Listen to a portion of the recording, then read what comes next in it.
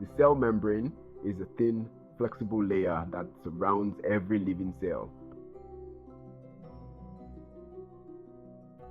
It is made of a double layer of phospholipids, forming a flexible barrier around the cell.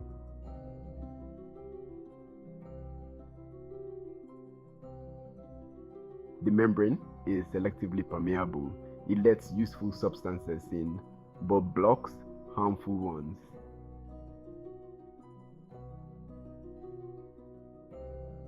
It controls movement of water, oxygen, and nutrients in and waste products out of the cell.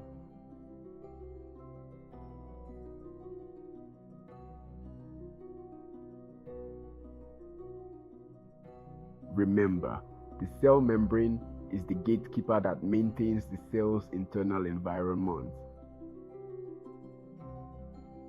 Subscribe to Ovasaabi for more lessons. Visit ovasaabi.com.